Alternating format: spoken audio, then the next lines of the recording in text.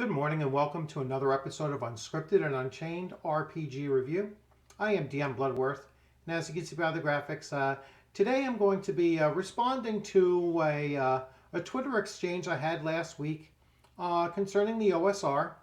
And, it probably goes without saying that this Twitter exchange led to my being blocked by the individual, but that's more of a reflection of him and not me. But I will go over the exchange that we did have, and it made me wonder, what is it about the OSR that individuals such as himself and others, because there were something like 90 people liked his comment.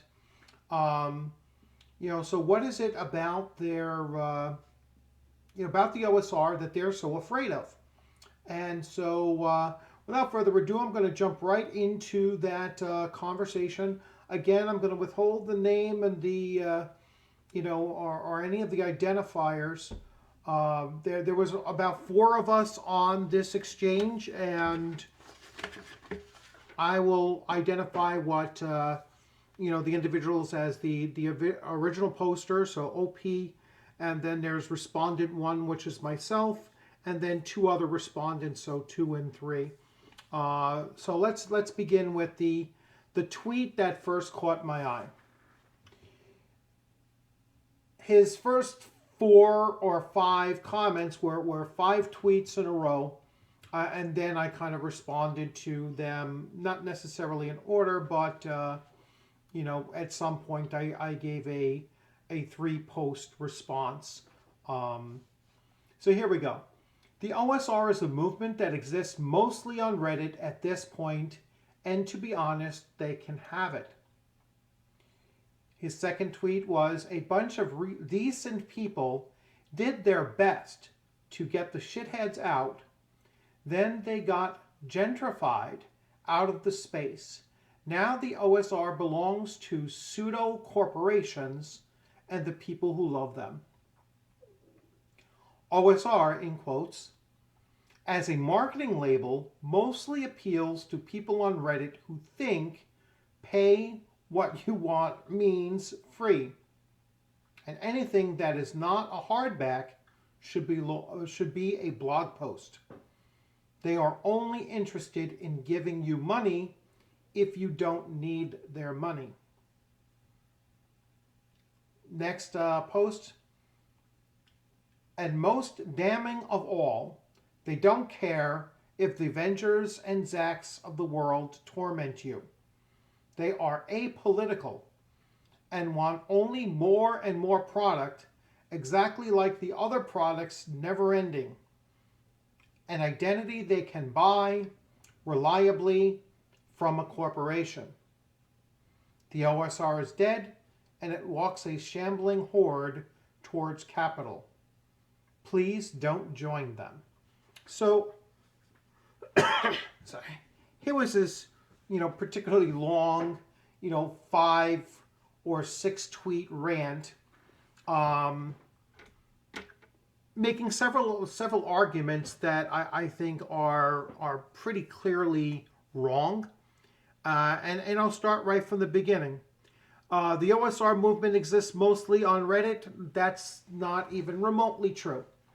And my first response to this individual actually kind of lays that out based on my own experience, but I think it's fairly ridiculous to make that claim that OSR only exists mostly on Reddit, because you basically see it everywhere. You see it on Twitter.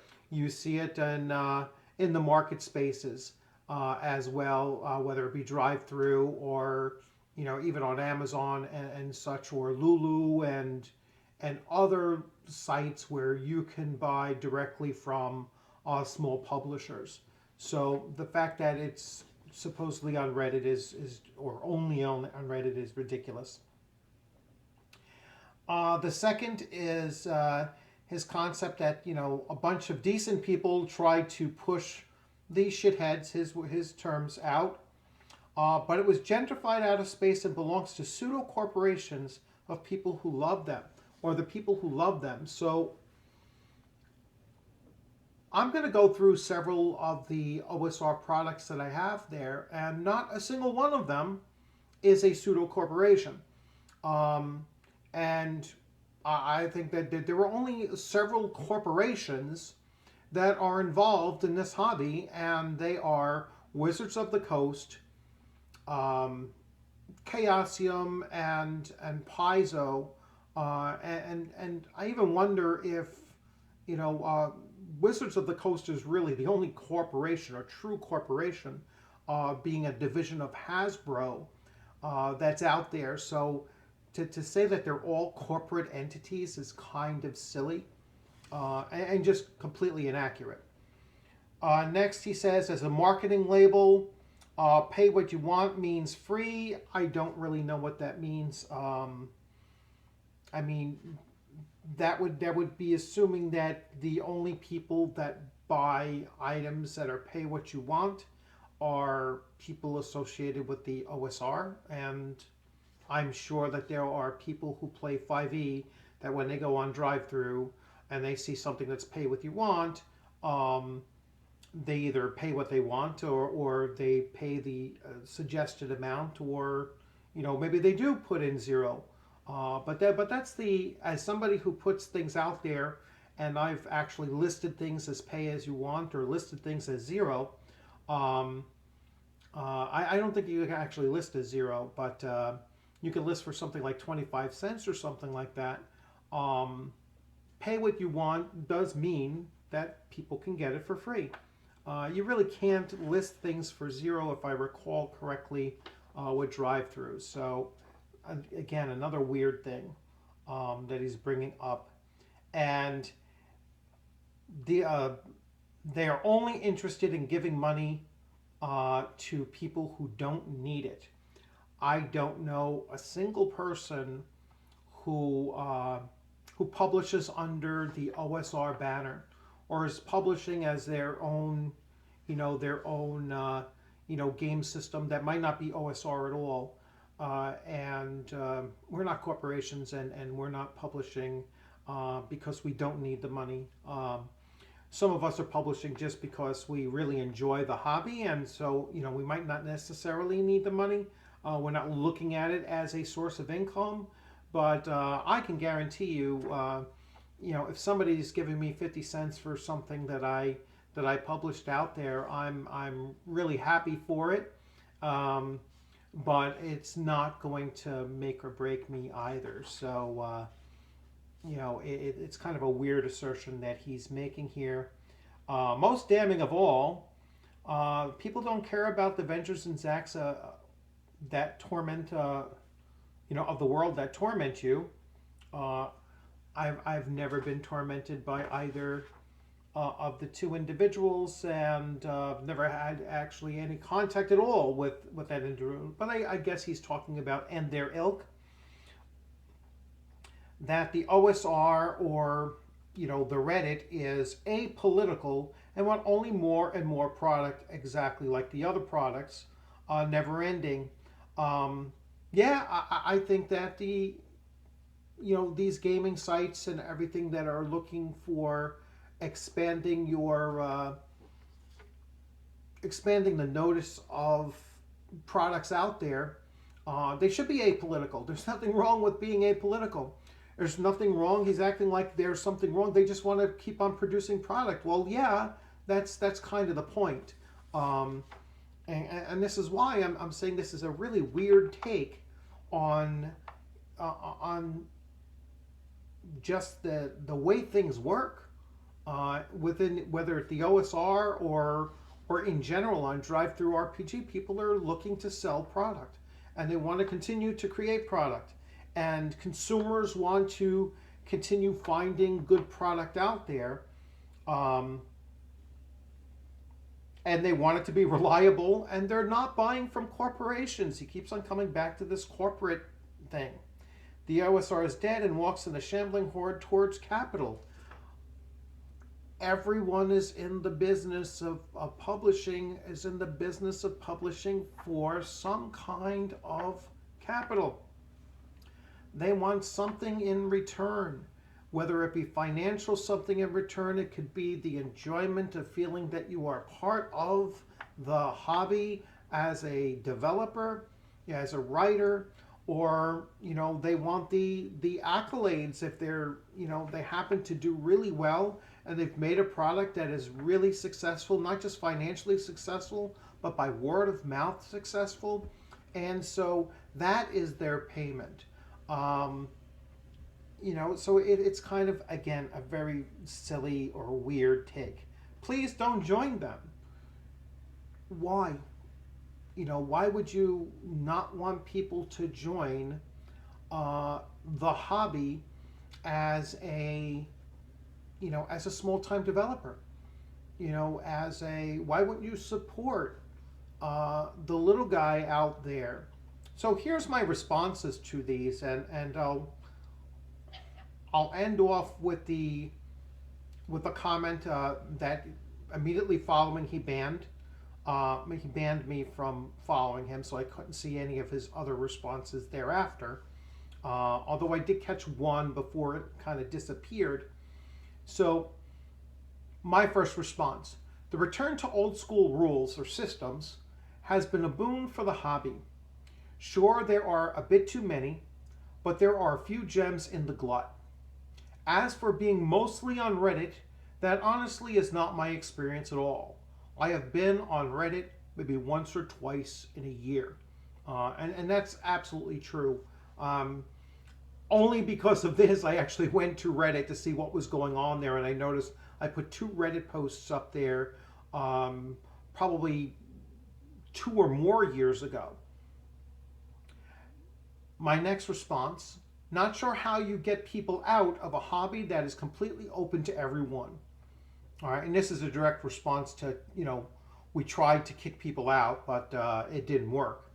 So not sure how you get people out of a hobby that is completely open to everyone. That is one of the main points of the OSR. Anyone can play, anyone can through the use of the OGL or Creative Commons, create their own homebrews and publish. The OSR is a populist movement, and I really believe that it's the movement of the little guy. It's the ability of small time voices getting their small time creators getting their products out there, and in some cases getting the systems and the tweaks and the homebrews that they believe is an improvement upon what's out there, to put it out there as well. So that was my argument, and pretty close thereafter he kind of shut me down as far as that. So here's a second respondent. Potentially a dumb question. What about, but what label do you prefer to describe OSR styles of play? The OP responded, what purpose does the label serve? All right, and that got me thinking about, because he doesn't really answer the guy's question, that's what got me thinking about the OSR label and what does it potentially stand for. And so I will spend a little time specifically talking about that, because it's a legitimate question of, what does the OSR describe? This guy doesn't have an answer. He actually questions what is the purpose of that. So I will provide that purpose, at least in my view. A third respondent kind of jumps in with like a kind of an inane comment here. It says, if Reddit thinks something is cool, then it died the best part of a decade ago. Has nothing to do with the conversation that was going on. And once again, something fairly silly and unnecessary. My next response was that the OSR has the opposite goal of gatekeeping. And this goes back to his looking to kick people out. It has no head, it has no publisher, no one publisher. It has no one company or person that controls the movement or the hobby. even WotC cannot stop people from playing 5e the way that they choose. There is no one community that is the TTRPG hobby, and so it's not something that can be controlled by any one segment. And that, I think, is where individuals like this, where their fear comes in, is that it cannot be controlled. It is not just a monolithic community that one can be kicked out of, and so they can no longer interact with the hobby. That's something Michael Merles had made a comment several years ago about, well, if you don't believe this, then get out of Dungeons and Dragons, as if he had some control to do that. And it seems that this is something that the Twitter mob still latches onto, that they somehow can control who is participating in the hobby. And back to Michael Merles, they actually want him out of the hobby. All right, so they've actually turned on him and have been calling for the fire of Mike Merles for quite some time now. And they don't have the power to do that either, at least not so far. So the OP's response to that was, "What are you even talking about?" And at that point, I was banned from following his tweets. One thing I did come across before I was eliminated, but didn't have a chance to respond to, was that someone had mentioned Morkborg, and the OP here said, "What is Morkborg?" And I'm sitting there in total bafflement that this guy is ranting and raving about the OSR and the nature of the OSR, and he doesn't even know the 2020 Game of the Year. All right, also won the a gold. These are Ennies. Won Game of the Year, won best writing, best layout, best format, or design, and such. So it won 4 total awards, including Game of the Year, and he wasn't even aware of it. And so once again, we have a Twitter weirdo who is talking about a movement that he knows nothing about. He's talking about a series of games that he has no familiarity with, and he's just basically talking out of his ass. And so that's why I'm responding to this. But there were a few points that came out during this whole exchange that I do believe might bear some clarification. And that goes back to the one question, which was the supposed potentially dumb question of what label do you prefer to describe OSR styles of play? All right, and that was the only really smart thing that came out of this. And so let me take a stab at that. I have come across 3 definitions of OSR. All right, old school Renaissance, old school revival, and old school role play. And they each have a slightly different meaning to them, and they actually have different examples of either products or examples of gameplay that relate to them. So let me switch to a larger view here so I can go and talk about those. So old school Renaissance is a new game with old features simplified and perhaps a few little tweaks that either make it read better, so tweaks in formatting, tweaks in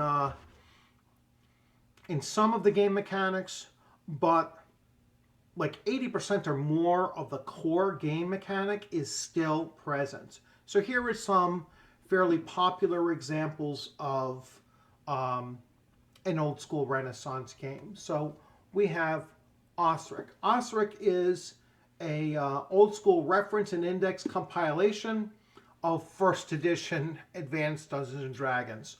So it doesn't alter the rules very much at all, but what it does is it compacts the DM's Guide to Player's Handbook and the Monster Manual all into one volume, and it does streamline some of the formatting and some of the game rules as well. So, but this is an example of Renaissance, the rebirth of something, taking something old, making it newer, repackaging it, making some minor tweaks to it.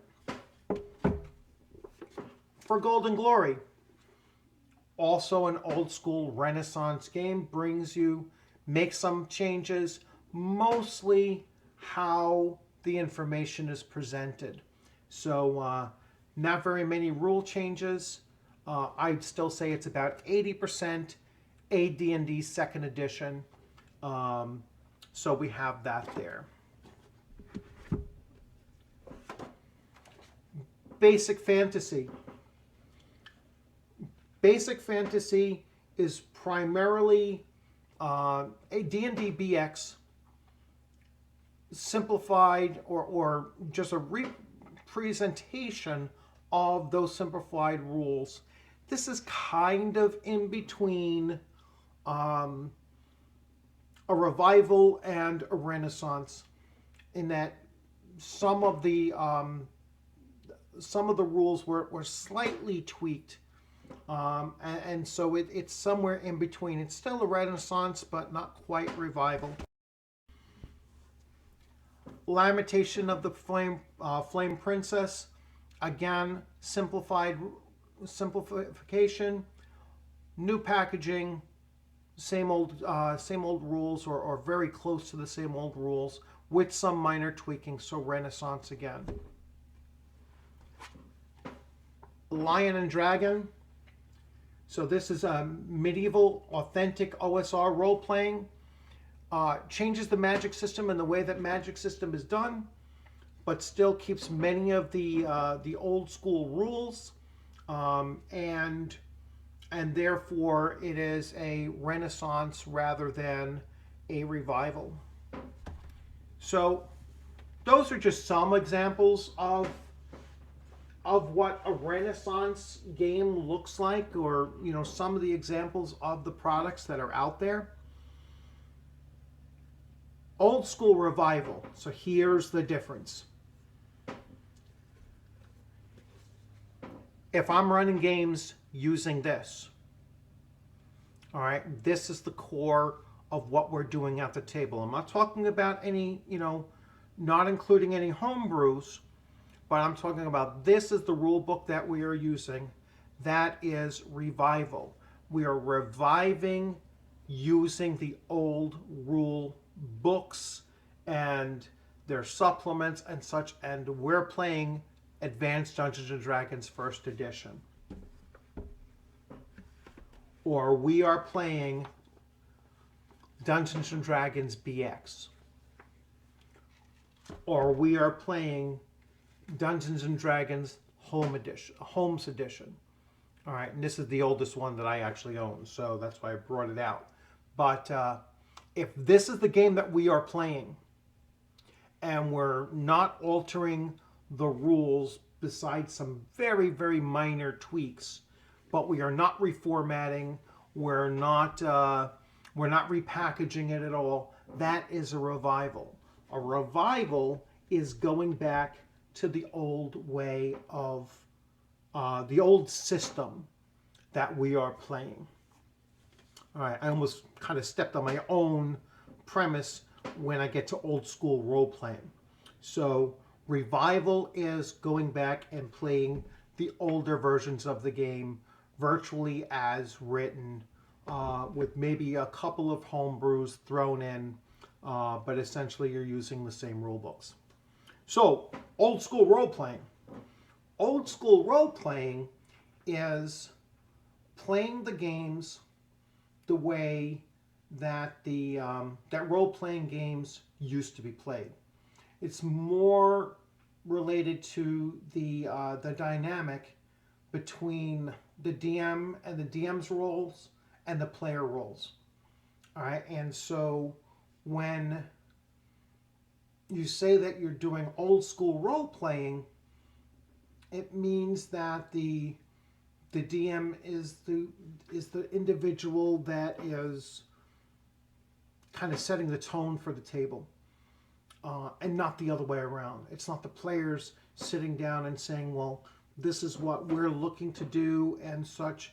No, the old school way of playing is the players sit down at the table and the DM basically lays out, these are the rules of the table, this is how I'm running the game, this is where your adventures are starting out, here's a story that you'll be following, and then there are gaps where the players can then fill in, but there are fewer gaps, so it's not quite a railroad. And I know that that's going to, trigger some people and saying, "Oh, that's railroading. That's taking away player agency."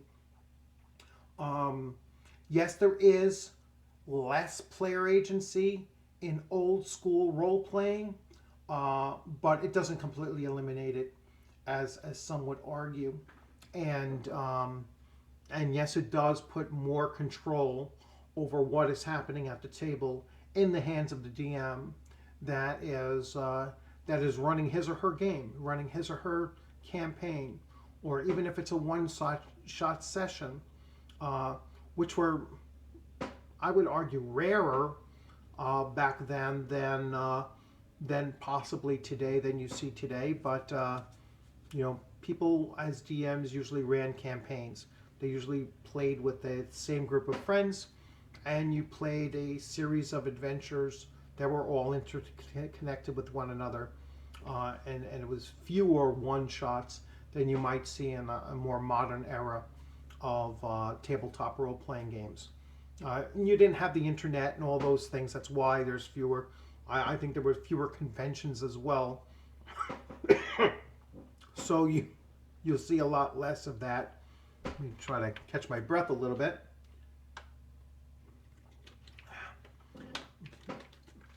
The joys of having asthma. So overall, I think that getting the definitions, right, or just having a better understanding of how some of these definitions kind of play into that misconception, I think is important for people to understand, and so it's not completely fair to say, well, it's obvious. You should never say, well, the OSR is definitely an obvious one. It's not, and that's because there are several different ways of looking at it. Let me switch views here. So, getting back to why they fear this, I think what they fear is that they can't control it. And this has been something that I've said in the past as well, and others have certainly made videos about this as well. That's the real fear, is that they can't control it. They tried to, the original Twitter poster here actually said, he actually said, and a bunch of decent people did their best to get the shitheads out, and they got gentrified out of the space. So they came in and tried to push others out, and because they couldn't, they self-removed themselves, or they removed themselves from the space, and then they act like, oh, well, we were pushed out. Oh, you were pushed out, by your own choice, because you realized that you couldn't exert your influence over the group that was there already. You went in, you tried to make changes, They were unwilling to accept your changes. You complained about it, you left, and now you're saying, oh, well, that's a toxic environment. That's an environment that only cares about being apolitical, or doesn't want to, listen to others. And it's, you know, it's the reason why they really don't want you in there, is because you're not going in there to make a change that is something that they're accepting of. You're going in there to make a change that you want. And if they don't want to make that change, now you're labeling them as being toxic, or shitheads, or whatever, because they they didn't buy into your logic. And your logic, I've already pointed out, your logic is faulty to begin with. You don't understand what you're talking about, and yet you want them to conform to your views when you have no understanding of what the OSR is. You have no understanding of how the hobby for developers and publishers and works. You have no understanding of the difference between a small-time publisher and a corporation, because none of those OSR games that I showed you are headed up by corporations. The only corporate, tabletop role-playing game that I can think of, is 5th edition Dungeons and Dragons. Anything produced by WotC, because WotC is a division of Hasbro, a corporation. I don't even think Chaosium or Paizo are truly corporations. They're businesses. I don't think they're parts of a bigger system like Wizards of the Coast is. So you don't even have an understanding of what a corporation is. And a quasi-corporation doesn't make any sense at all. That's a made-up term that doesn't apply to any of the OSR publishers. So once again, I know this is a pretty much a very opinionated take on something. I know that it is a pointed response to to someone else's kind of weird or out of touch take on the OSR. And hey, you're either going to like it or you're not. I do welcome your comments, either positive or negative. If you agree with me, great. Put in there that you agree with it. Add anything that you want to add that I should have mentioned. If you disagree with me, that's great too. Jump in there and say, hey, you know what? This is where I think that you're looking at it wrong, and explain why. I always say it, if you're going to give it a thumbs down, then at least have the courage to come out there and stand up and say, this is why I think you're wrong. I gave you a thumbs down, and we can go from there. We can at least have a conversation about it. If you haven't subscribed, please consider subscribing. Hit that alert bell so that you get alerts for my newest videos that are coming up. And as always, stay safe out there. I look forward to seeing you on the gaming screen sometime soon. And you have a great rest of the afternoon. Take care.